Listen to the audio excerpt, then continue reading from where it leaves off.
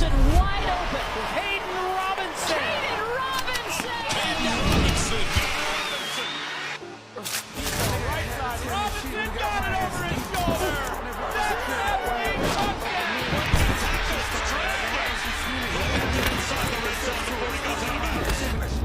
Pass over the middle, has a man, it is caught. Robinson. Caught in the middle of the end zone. That's an athlete touchdown to Kaiden Robinson. Robinson does it again. Robinson. The back of the end zone. Touchdown Mountaineers. What a great catch. Big time. Kaiden Robinson. Home run ball, Aguilar, and that is a catch. Touchdown. That's an athlete touchdown to Kaiden Robinson.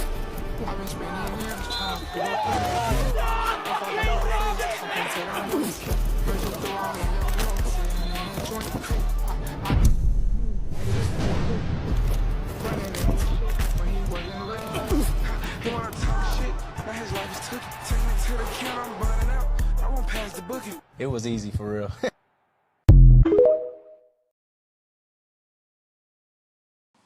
And we're live. Happy Tuesday evening to everyone out there. Hopefully you've had a wonderful week so far. If this is your first time tuning in, this is Tyler's Talking Sports. On the other side of the mic, my brother from another mother, Tyler Hess, and myself, Tyler Castle, bringing you Tyler's Talking Sports. And as you all can see in the top corner of your screen, we have Kaiden Robinson from App State here with us today. Kaiden, thank you so much for being on this episode. We really appreciate you. Kaiden, tell the viewers a little bit about yourself. What's going on? I'm Kaiden Robinson. I'm from Asheville, North Carolina. We played at Appalachian State last year football. Met these guys at the tailgate this past game, man, and now we're here. So I'm excited to be on the channel, and let's get it. Yeah, man. Yes, sir. Yes, sir. Hess, why don't you kick us off with that first question for Kaiden? Yeah, let's go back to the beginning, Kaiden, back to your high school playing days. Touch base on high school, how many college offers, when did you start getting them, and maybe what was the one college that you wanted to go to out of high school? Man, my high school recruiting was kind of unique because I had to take the junior college route. But before that, I would say my dream school, which is not crazy, was East Carolina. Okay. I was a fan of Zay Jones, the receiver there. Yeah. He did incredible things there. So just watching him at a young age, I'm like, man, I think he still holds the NCAA record of catches. He has like 150 catches in a season. I'm like, man, I'm trying to go to East Carolina. Yeah, that's easy. Great school. But yeah, man. So I grew up.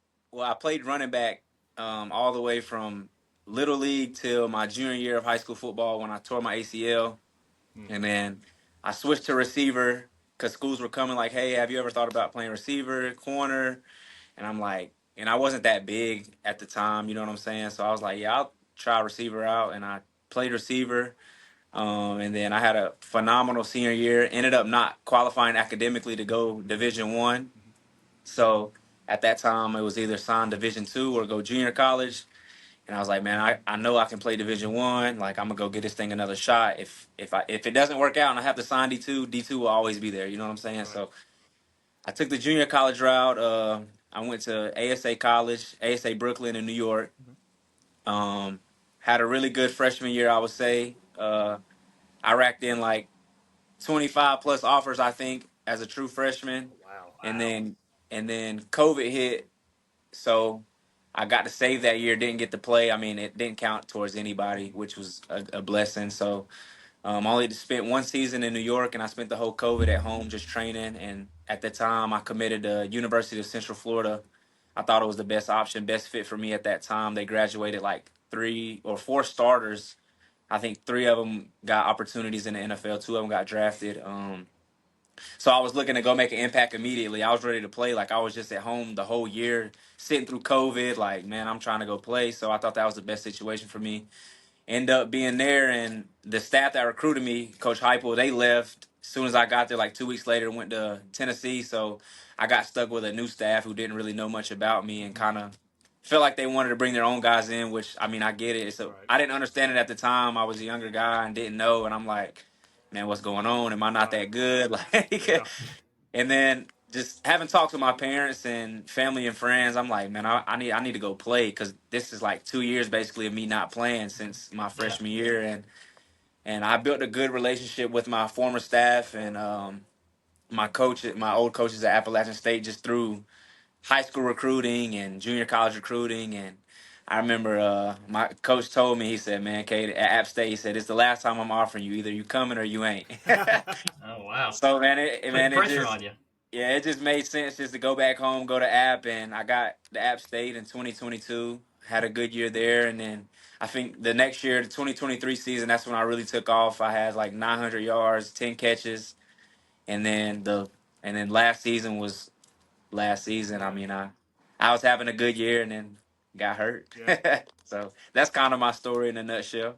Yeah, so Caden's a stud, in case you didn't Yeah, know. absolute stud. Absolute stud. So, Kaden, I had a question for you on that, man. You said you had 25, like 20, 25 offers. What's that like at that age to get all these schools just wanting you and all these envelopes just coming in the mail? I mean, Hess and I've never had that opportunity, obviously. Right. Yeah. But so what's that like? So like in high school, it was kind of for me like a lot of schools when they found out I wasn't academically eligible, they kind of stopped talking to me and it kind of like pissed me off. Like I mean, I was like, dang, because I know I can go play. Like I got all these schools calling me, like, and I see all my friends signing Division One, and I'm like, damn, man, like. And I was just, I gotta go JUCO, and I was like, I know it's not the football part. I just gotta go do the school part, and Right. then Yeah. once I did that and took care of that, I remember getting my first offer. Actually, my first offer was UAB. They were actually coming to see one of my, I think my offensive tackle, and he was like, "Do you have any?" He asked my coach, like, "Do you have any skill positions that's has any talent or whatever?" And he cut on my tape and he said he watched 2 plays and then he offered me. And then Heck after yeah. that day, it was like I don't remember, but I remember I was getting like three offers a day. Wow. I mean, Jeez. it's a great feeling because it's like everything you work for and everything you go through, man. Like everyone has their own story and how they get there, but my story is unique and just everything I went through. It kind of was like a getting like a monkey off my back. Like, dang, now I can really like sit here and analyze and see what's the best fit for me and really go through this whole recruiting thing. So it was fun and it was a blessing for sure. That's awesome, man. That is Yeah. awesome to hear. Yeah, I've always wondered what that feeling. It has to be surreal, honestly, Yeah. just to see all these colleges wanting you and probably bringing you on campus, letting you tour, Yeah. and do all that fun stuff. So yeah, that's definitely cool. Yeah. Hess, do you want to ask this next question? I mean, he answered it a little bit there. What made him choose App State, but and he kind of mentioned there was other schools in the mix. Why don't you ask that question? You mentioned the coaching staff at App State was what was driving force for you to go there, but what was the number? I mean, outside the coaching staff, what was the one thing about App State you're like, this is where I want to be at to continue my college career? I think it was just the atmosphere and like what they've done, like historically. And I mean, I know everything about App. I'm from Asheville, so it's 2 hours away. You know what I'm saying? And my high school coach actually played ball there, and he was in the mix of me trying to get there. He wanted me to go there out of high school, out of JUCO, and that transfer portal time. So I would always call him about it. Even when I hit the portal last year, fighting for an extra year of eligibility. Like he wanted me to stay, and I'm just like, man, it's a new staff coming in, like you know what I'm saying. So, but I would say that, man, it was family oriented, and it was home for me. Like when I went on my visit, for one, I was at UCF, it looked like this out here, and on my visit, I went up there, it's 3 inches of snow. That's tough. Yeah, Yeah. that's tough. Yeah. I'm like, dang, man, but I was lucky enough to still have that opportunity and still have them want me after all these times of them trying to get me. So I was glad I made that decision to go to App State for sure. Absolutely. You said something there very key that Hess and I, say all the time in our podcast. App State is family. Yeah, like very you probably felt it when you were there. Like yes. Everyone's like, Everyone's it's just handing like us stuff, wanting us to yeah, come by, man, take it's pictures, do stuff. Yeah, it's exactly. it's unreal. Yeah. Best place to go for college football, in my opinion. Yeah. Man, I have a question for you here. What was your welcome to college football moment? Man, my welcome to college football moment. I would say in 2022, we were playing UNC Chapel Hill, and it was a back and forth game. It was like fourth quarter. We were kicking an onside kick to get the ball back, and I was on the onside team. Y'all probably seen this. You probably seen this clip somewhere, or and man, the four of us just got knocked out, drilled, and I was really concussed, and when I was knocked out on the ground, and I heard the crowd cheering, and mind you, we're at home, Right. so I Right. think it's the crowd cheering because we got the ball back. The whole time we're on the Carolina side, and he runs the onside kickback, and I didn't know he scored. Oh man. Yeah. So I would say that was my welcome to college moment. Like, you got to keep your head on a swivel. Yeah. Nothing like getting laid out. Yeah. Man. Uh, as far as you play JUCO, the difference between the JUCO college and then going to D1, what's the biggest difference you see as far as the play style and maybe the speed of the game? I think it's mainly just the speed of the game because, like, in junior college, you got like grown men out there. I remember walking in my first meeting as a 18-year-old kid. I'm like, wow, I might not. I called my parents like I might not play. Right. Like, I was like, man, these guys. But once you get out there and it's football at the end of the day. Like, it'll take care of itself. But for me, like, I played and then I was at home for a whole year, so I was out of football for from May till we start spring ball that next like March. Yeah. So it was a long time for me playing football. So I think when I first got to UCF, I was still like, it was back just getting in the routine of practice and all that type stuff. So I think it's mainly the speed of the game. But once you get adjusted, I think it's just all confidence. Yeah. And once if you have a coach that believes in you, then that should be a no problem. You know what I'm saying? Absolutely. Yeah. Hess and I was looking at the App State team this year, and just the size. I mean, the size is unreal, man. Yeah. Yeah, it's crazy. Which I'm a small guy, so I mean everybody's big to me. So Yeah. But yeah, so yeah, I had a question here. What was your relationship like with the quarterbacks you played with? Because I know you've played with a lot of quarterbacks. So how's that relationship going? When I got to UCF, it was Dylan Gabriel was my quarterback. Actually, we were like this still to this day. Like, we still call each other, and That's awesome. we were really close. But I mean, unfortunately, like, my career didn't pan out how I wanted it to there, and but we're still cool. Like, that's my guy. Like, to this day. And then when I got to App State, Chase Bryce was the quarterback. He's currently playing with the BC Lions in Canada. We're like that as well. Like, I've always had great relationships with my guys, my quarterbacks, and just always tried to be their friend. Like, not even just, man, throw me the ball, just because that's how a lot of guys. I mean, I'm that type of receiver. They'll tell you, but I'm also like I'm a cool guy. Like, I want to go. Let's go grab some food, bro. Let's go do something. You know what I'm saying? Yeah, build that relationship. Yeah. Yeah, and then Joey, me and Joey are like this as well. Like, that's my guy. Yeah. That's my guy. I went to see him play against Georgia a couple weeks ago. Ooh. He was actually at the App State game. Yeah, he was. Yeah, we missed him by like 10 minutes. Okay, he was up there. So I was actually gonna fly to Alabama this week and watch him play, but it's just too much. But I've always had great relationships with my guys. I mean, I feel like if you make plays, they like you. Yeah. So without a doubt. Yeah. Pass and pass, baby. Yeah. I just try to make plays and make their job as easy as possible, and they just can throw me the ball, and we cool. I mean, they got to give you some credit. You know, you're catching the balls, and now you got Gabriel playing with the Browns, Joey balling out the balls. I mean, yeah, for sure. Absolutely. Yeah. Love seeing what Joey's doing there. Yeah, so fans don't always see the grind that a college athlete has to go through. What's something about the life of a college athlete that most people don't realize?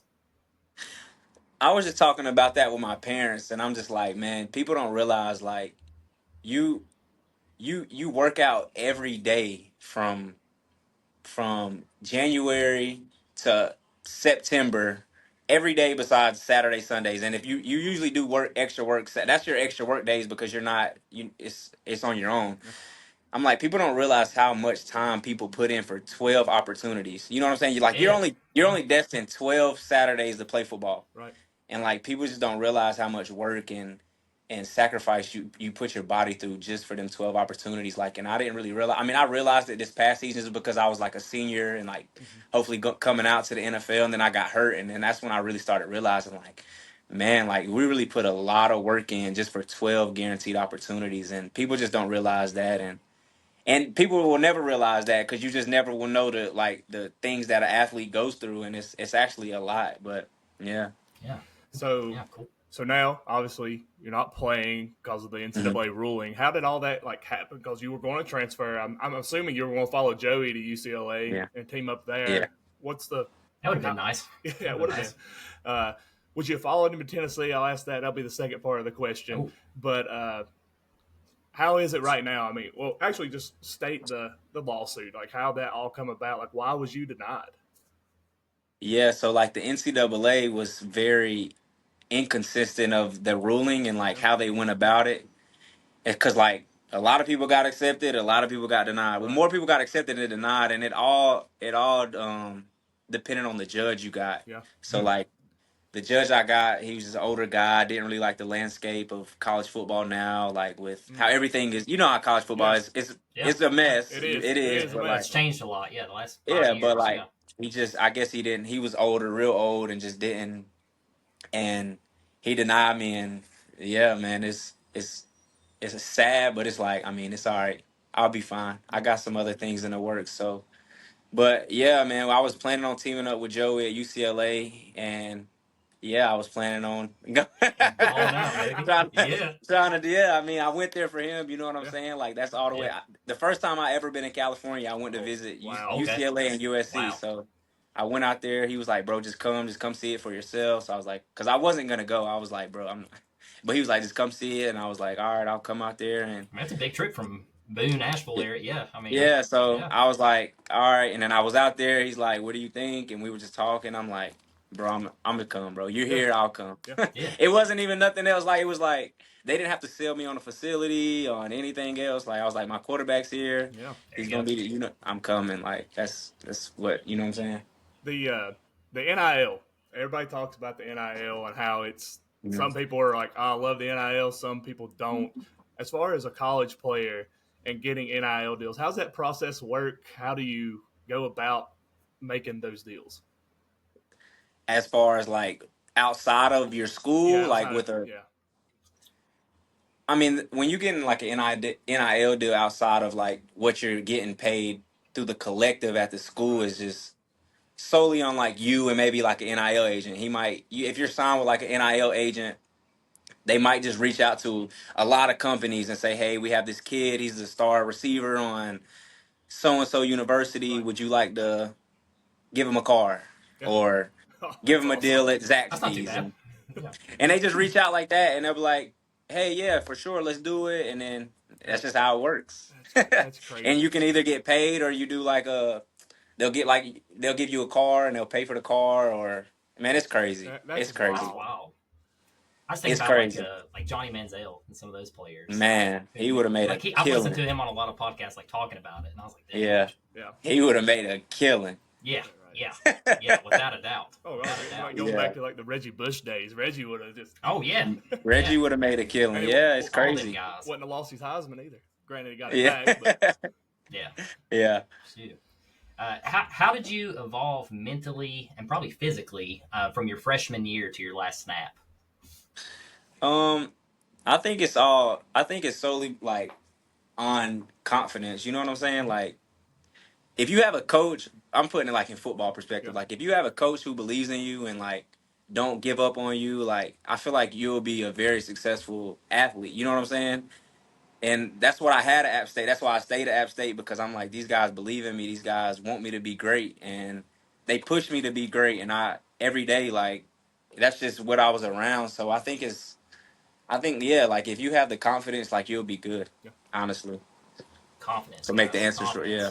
All our listeners, you gotta have that confidence. Yeah, you got to have confidence in everything you do. So, and I was just very confident. So I want to kind of go back. You were talking about, academically out of high school, the struggles Mhm. academically kind of hurt you. If you could go find a youth right now and tell them, give them advice, what would be the advice for you for a high school athlete getting ready to go into college?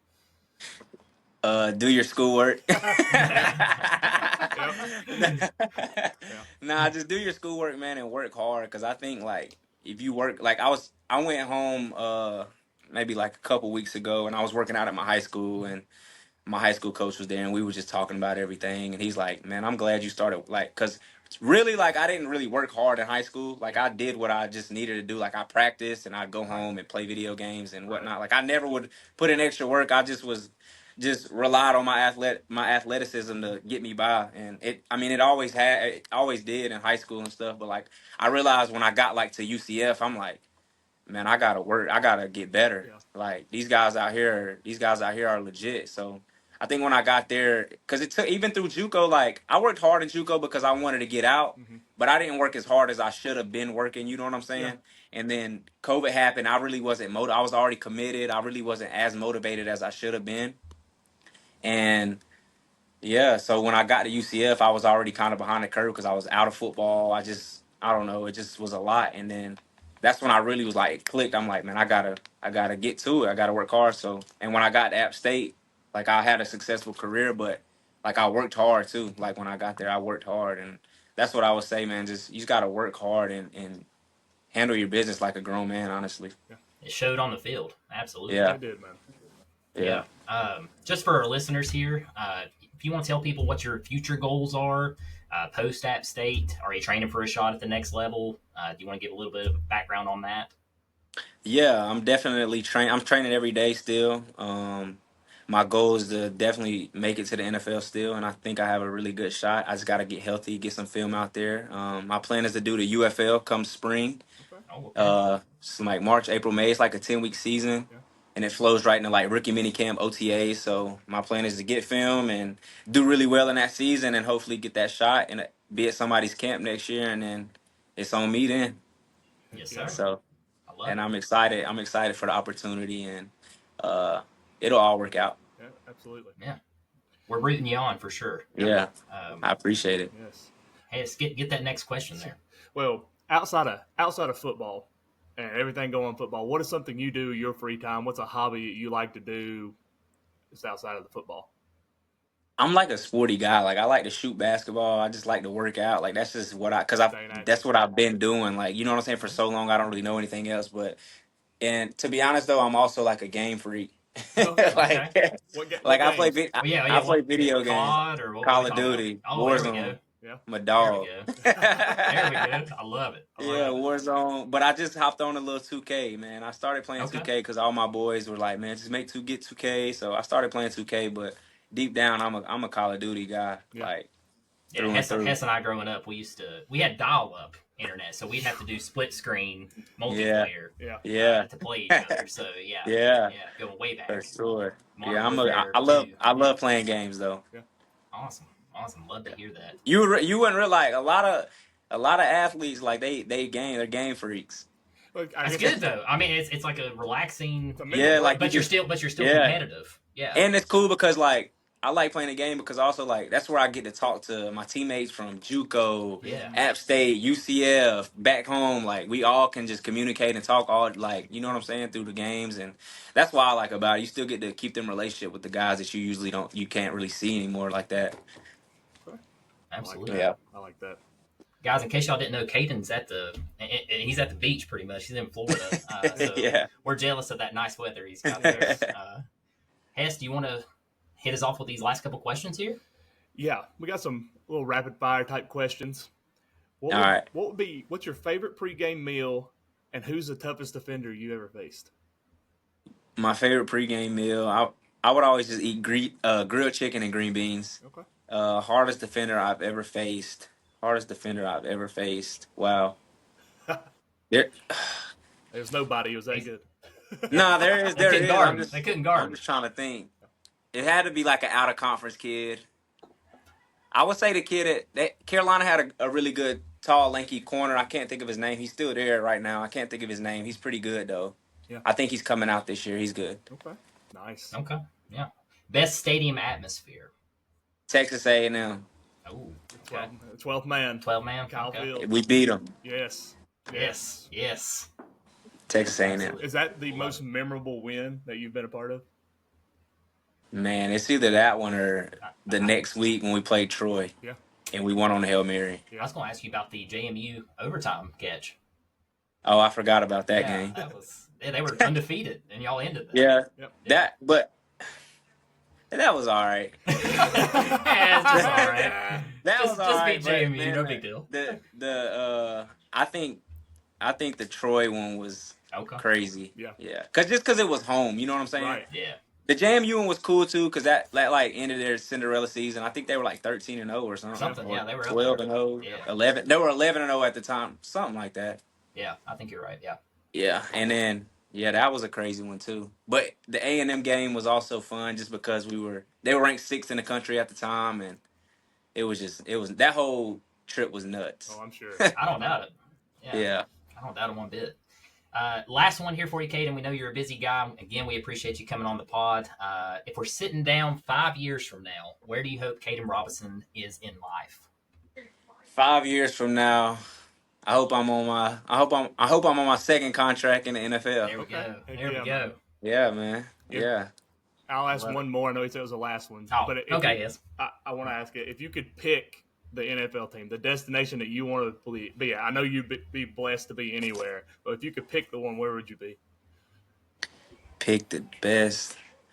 I would say the Rams. I love Matthew Stafford or Tampa Bay. Okay, Baker Mayfield is Baker. a Baker, dog. Baker Yes. had a game this past weekend. Man, I love Baker Mayfield. Just the grit he plays with as a quarterback. Like you would love to play for a guy like that. Absolutely. Yeah, Yeah, he's a stud. I think 12 touchdowns, Baker's. no turnovers so Yeah. far, something Yeah. like He's that. having a heck of a Pretty season. nasty stat, yeah. And then, Yeah, and what a story too. What a comeback story. Really. yeah, for sure. Well, Hess, you want to wrap us up here? Kaiden, buddy, I appreciate it more than you know. We both do. You coming on, taking time out of your busy life, your workouts, and your preparation, just to do this for us, it means everything to us, and we appreciate it. And we're going to continue to follow you and where you're going to be heading, and we hope to have you back on maybe later on down the road, touch base, see how Of things course, are going. of course, Absolutely. definitely looking forward to it. We'll definitely get back on here and next year when I'm on the team somewhere. There we That's go. right. There we Yes, go, baby. absolutely. Send y'all some gear. Yes, that'd be Yes, awesome. yes. Yes. Yeah, We'll for sure. rep it for you. Absolutely. Yeah, for Absolutely. sure. Appreciate you, Kaden. Thank you, man. Of course. Yes, Thank you, sir. buddy. Thank y'all.